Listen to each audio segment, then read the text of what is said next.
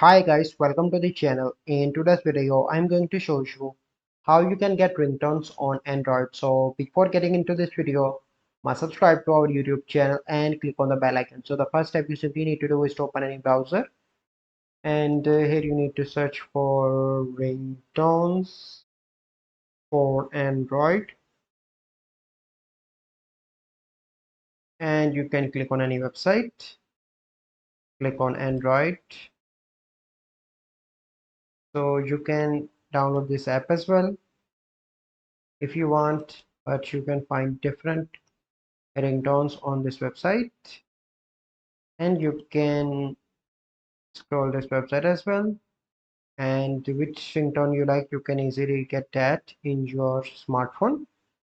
So you can check different websites here, and you can download any sound, or you can say ringtones according to your choice. So this is the process. I hope you find this video helpful. If you find this video helpful, must like this video, subscribe to our YouTube channel for future videos. We'll see you in the next video. Thank you. Have a good day.